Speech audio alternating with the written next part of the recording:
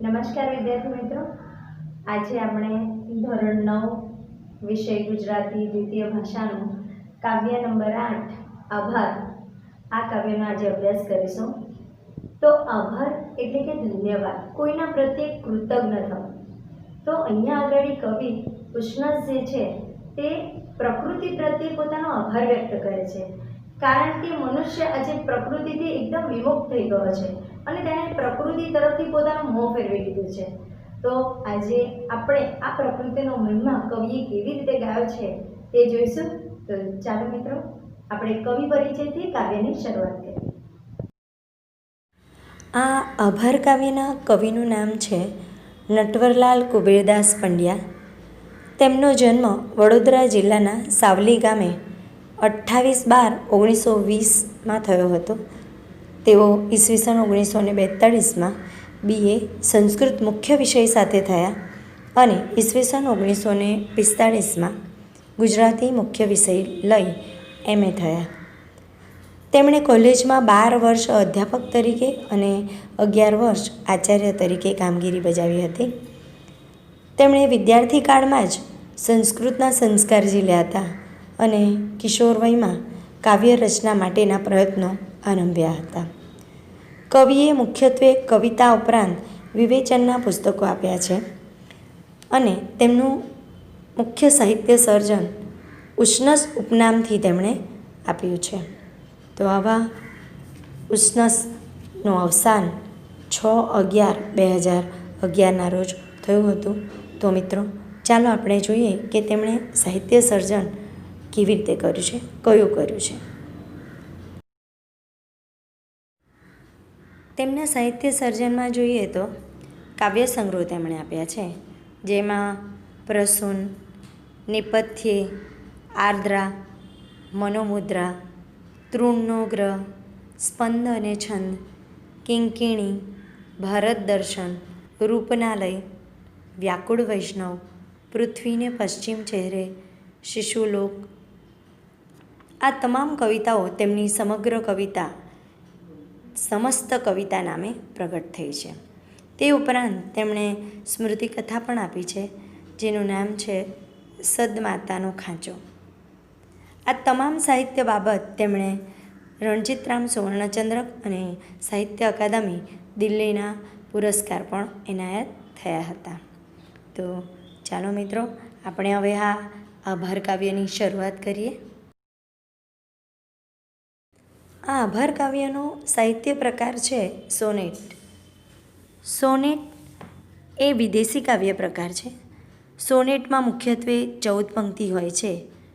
કવિ 14 પંક્તિમાં પોતાની અનુભૂતિ વ્યક્ત કરે છે।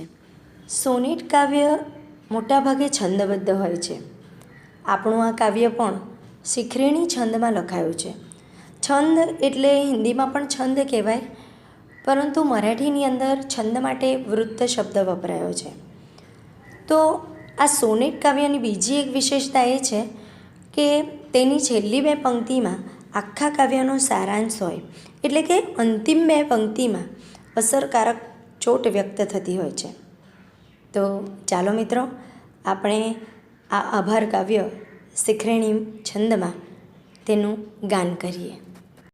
અમે તો આકાશો ભણી પીઠ કરી તી ભીત ચણી, અરે સારું છે કે હજી પણ અમારા ઘર મહી ઘણે ઊંડે ઊંડે ઉડતી ઉડતી આવી ભીતરે, ગૂંથે છે માળાઓ કબૂતર કપોતો ચકલીઓ, લઈ આવે થોડું ગગન ઘરમાં એ મિશવડી, અમો સૌના ઋણી નભતી ઘરમાં જેથી નભતા, હજી સારું છે કે શિર પર રસોડે તણખલા, ઝીણી ચીંચી ટૌકા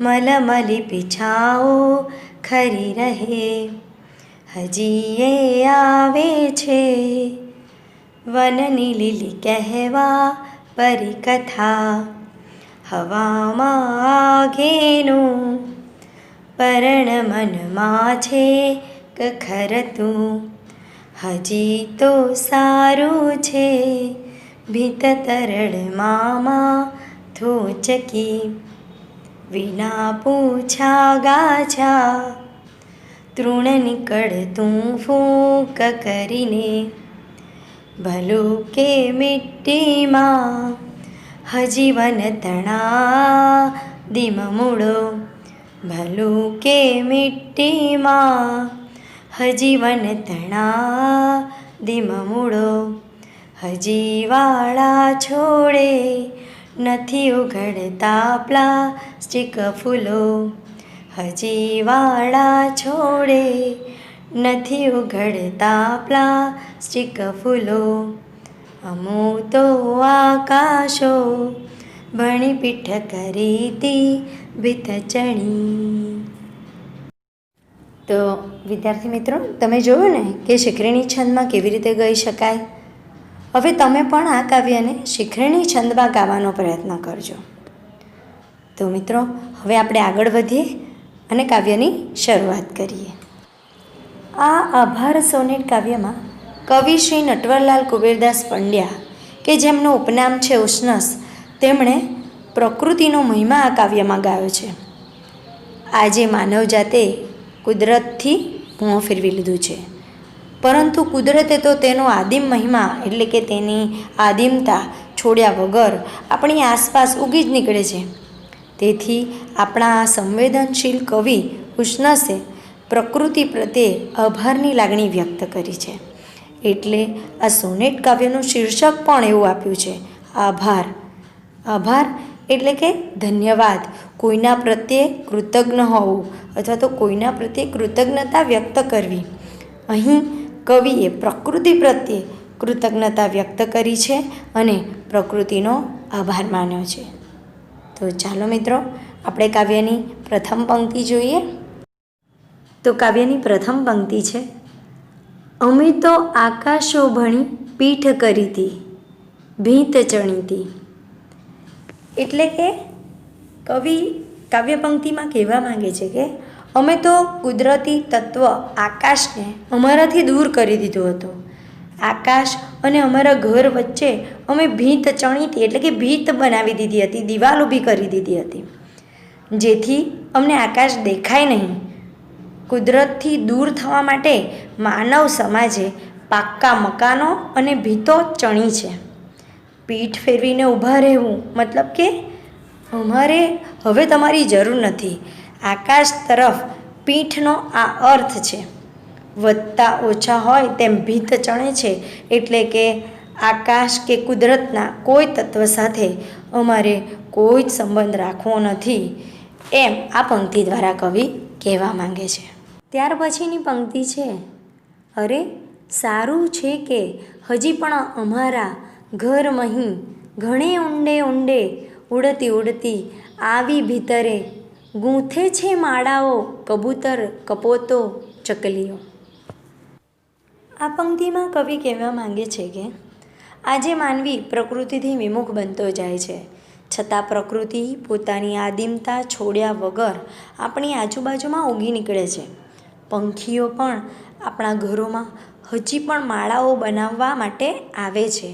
એ બધું જ જોઈને કવિને આનંદ થાય છે કે માનવી જેટલું કુદરતથી દૂર ભાગવા માંગે છે એટલી જ કુદરત તેને મળવા માંગે છે, અને શાના બહાને મળવા માંગે છે? આ પક્ષીઓ દ્વારા. જે પક્ષીઓ કુદરતી તત્વ ઘરમાં લઈને આવે છે અને ઘરમાં માળાઓ બનાવે છે. એટલે વ્યક્તિ કે મનુષ્ય ગમે તેટલો કુદરતથી મોં ફેરવી લે છે, પણ કુદરત એને સામે ચાલીને મળવા આવે છે. ત્યાર પછીની પંક્તિ છે, લઈ આવે થોડું ગગન ઘરમાં એ મિશ વળી. આ પંક્તિ દ્વારા કવિશ્રી કહે છે કે અમારા ઘરમાં અને ઠેઠ રસોડા સુધી કબૂતર, હોલા અને ચકલીઓ આવે છે. તેઓ પોતાની સાથે તણખલા એટલે કે ઘાસના કણો, ચીંચીના અવાજો, પીંછા પણ લાવે છે. એટલે કવિને એમ લાગે છે કે જાણે આકાશ જ પોતાના ઘરમાં આવી ગયું હોય, કારણ કે પક્ષીઓ અને તણખલા પ્રકૃતિના તત્વ છે. આ દ્વારા ઘરમાં પ્રકૃતિના તત્વો જોઈને કવિ ખૂબ રાજી એટલે કે ખૂબ ખુશ થાય છે. દૂરથી ઉડીને પાંદડાઓ પણ આવે છે, તેથી કવિને આનંદ થાય છે. પોતે કુદરતથી દૂર થઈ ગયા છે, પણ કુદરત પોતાનો સ્વભાવ છોડતી નથી. મનુષ્યને આનંદ આપવા તે તેમના ઘરમાં અને રસોડામાં આવી પહોંચે છે.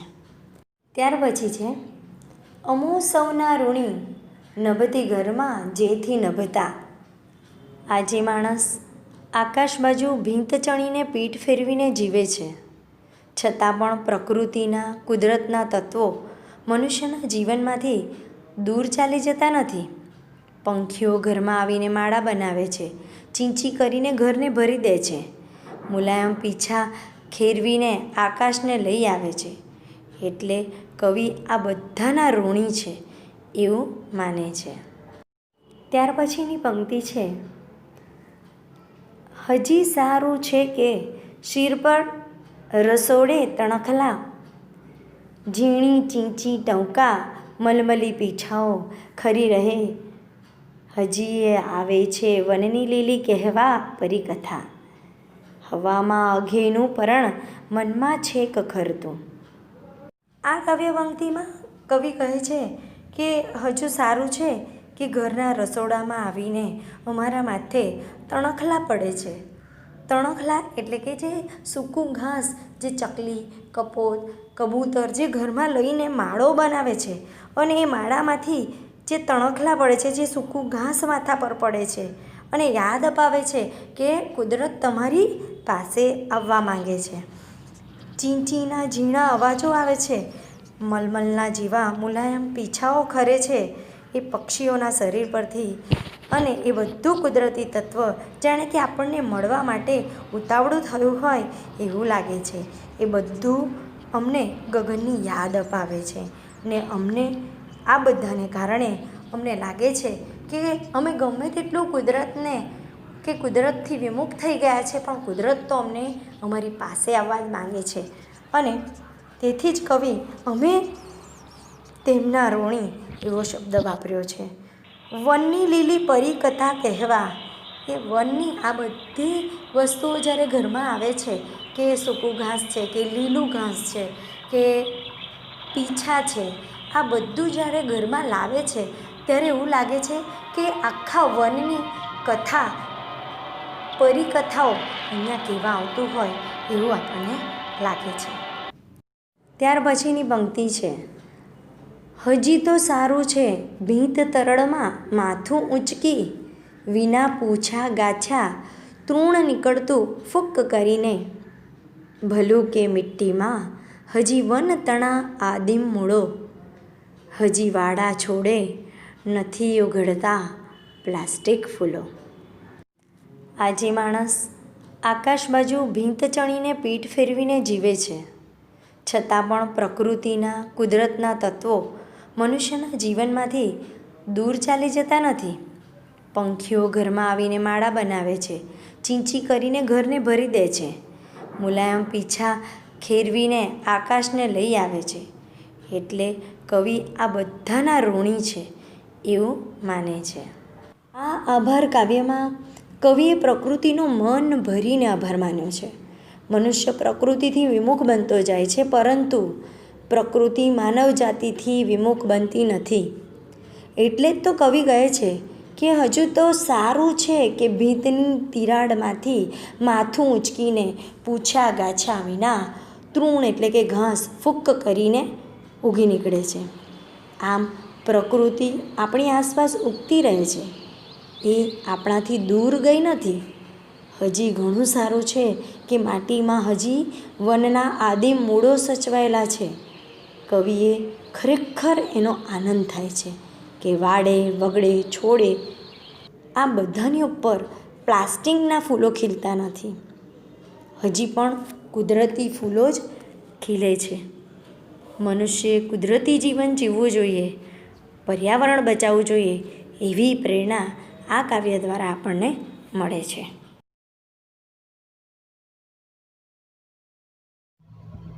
તો જોયું ને મિત્રો, કેવી રીતે આ કાવ્યની અંદર પ્રકૃતિનો મહિમા ગાવામાં આવ્યો છે અને શીખરીની છંદની અંદર આ કાવ્ય ગાવામાં આવ્યું છે. તો તમે પણ શીખરીની છંદની અંદર આ કાવ્ય ગાવાનો પ્રયત્ન કરશો અને એની સમજૂતી પ્રાપ્ત કરીને અને સ્વાધ્યાયના પ્રશ્નો તમે લખી લેશો તમારી નોટબુકમાં. Thank you.